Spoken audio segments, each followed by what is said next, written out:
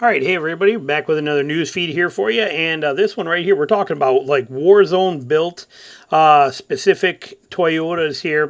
Here's how an outfitter in Gibraltar, yeah, where the Rock of Gibraltar is, builds Toyota Land Cruisers for the most extreme duty imaginable. This is pretty interesting. Toyota Gibraltar Stockholding supplies vehicles to charities and other organizations serving in some of the roughest corners of the earth.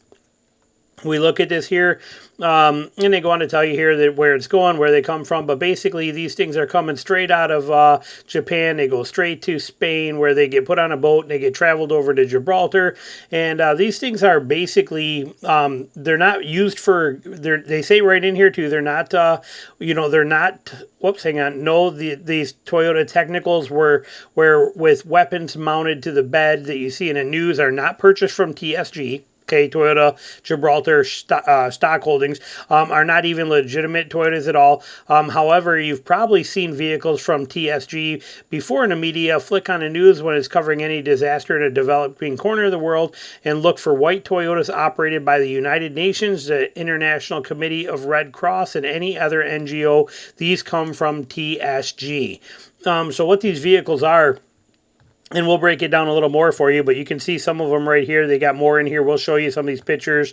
You can see here, you can see a set. Look at what they got under, they're got lined up to work on. Okay, this place isn't playing around. But these are basically Hiluxes and Land Cruisers and even a couple of RAV4s, things like that, that are designed to be used in some of the worst places they are. They are custom ordering them with no electronics, anything they don't have to have. They don't want it in it. They want crank up windows. They want them as simple and functional and durable and capable as they can possibly be. And then they take them in. TSG takes them in, and they are going to do them. You can see 8 organizations only. It's obvious from the name. TSG is located in Gibraltar, British Overseas Territory, positioned right at the tip of the Iberian Peninsula. Okay, goes on and on to talk about that. And the company has been supplying NGOs with field-ready Toyotas since 1996. In a recent visit, we learned how the business operates and took a look at how the trucks are prepped for the austere environments. Little is known about TSG in the enthusiast world, but it isn't by design. Instead, TSG is a business-to-business platform, selling vehicles only to aid organizations and Western governments. This is a stipulation of its status as an officially authorized distributor of Toyota vehicles. Their marketing efforts and communication strategy are meant to help sell vehicles strictly to those organizations, not to individual buyers. The most popular platform they work on is the 70 Series Land Cruiser, the Hilux, the Prado, and the Land Cruiser 300. It also does provide versions of the highest Corolla and even the RAV4 too. When touring the workshop, it's clear 70 Series is a vehicle of choice the organization works with. These vehicles arrive to Spain straight from Japan, where they are trucked to the TSG facilities. The spec of the vehicles that TSG requires are as a base are very specific. Since they'll be operating in austere environments, they forego optional electronics and luxuries, favoring crank windows instead of power windows. There's no leather either, just basic black cloth interiors. These vehicles are meant to be used on a job after all. Another defining characteristic of the TSG vehicles that they arrive with white paint only, and most of them stay that way. So they go on. They're going to modifications range from bull bars, which are provided by ARB, safety equipment to ensure the entire conversations in the vehicles, like ambulance, refrigerator trucks for delivering vaccines to remote areas, and even anti-poaching vehicles for park rangers. Each client works with TSG to determine the best vehicle and the best build for their needs. And you can see here, they're building out some of these things. These are pretty sweet. These are pretty cool. So they handle everything here. They do still got to meet EPA or the requirements for whatever the emission standards is. They say that right here. They got to meet the safety and emission standards for wherever they're going to be at, wherever they're going to do their business at has to match. So they still got to do that stuff. But when you look at some of these vehicles, let's just take a look at some of these pictures here. Right here, you can see they're pretty sweet here. Look at the bull bars on them, winches on them. I don't even know what this thing on the front is right here. You got a snorkel on there, roof racks. I mean, they're decking these things out. Here they are being built in the shop. Here's a couple right here that are set up for ambulance style. Sorry, I got a bug driving me nuts here. But you can see they're building these things to be beefy on here. Looks like even these winch ready. I'm assuming on the front of that's what we're seeing. Skinny mud terrain type tires on this guy right here. Steel wheels.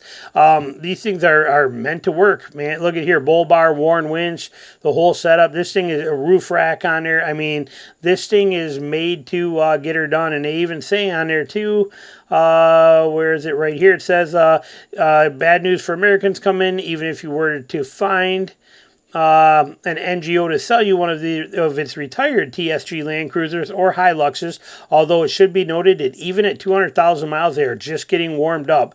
Unless it's 25 years old, you simply cannot get it into the country, and it's understandable, but pretty sweet rides, and it's pretty interesting that this company does it, pretty brilliant that they do, and it just goes to show you how tough these the simple Toyotas are, the simple basic quality Toyotas, and how good they are. They're pretty phenomenal vehicles. There's no doubt about it. All right, moving on to the next one we got on here right here too. Ford ditches plans for EV at the Oakville assembly, shifting to gas-powered F-150 pickup trucks. I wonder if this has anything to do with the Chevron deference or whatever it's called. I don't know. Interesting though, but it says Ford has ditched plans to build electric vehicles at the Oakville assembly plant in Canada, shifting the manufacturing strategies there to cater to gas-powered F-Series pickup trucks.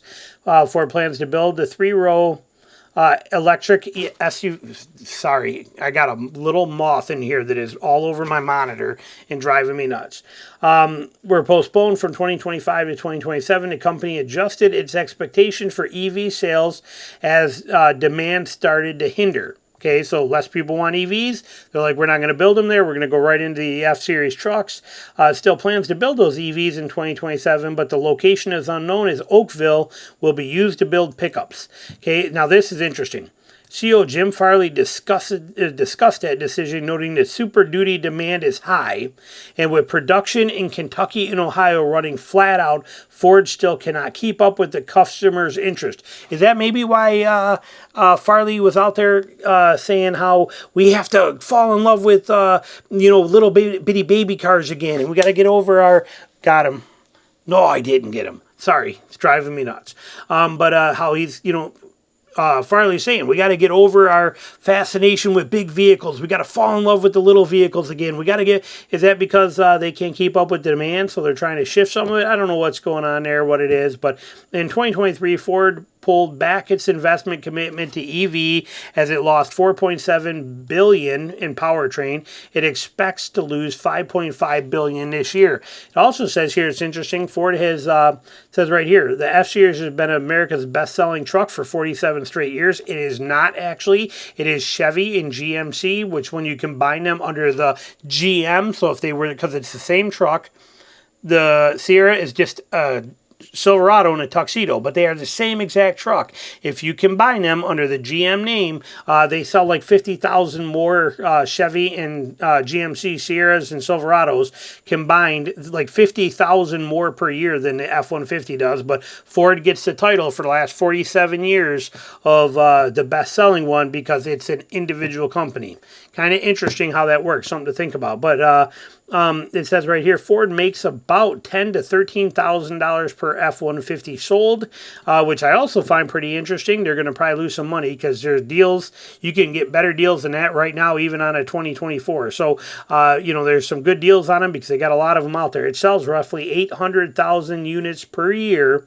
It says so, and if it's selling 800,000 per year, I don't remember how many it was. And you have to look at my F-150 video I did, but there was a whole ton of them still available out there right now. So anyway, interesting point, but they are no longer going to do EVs at the Oakville Canadian Assembly Plant. Instead, they are moving on to the F-Series trucks. We are moving on one more here.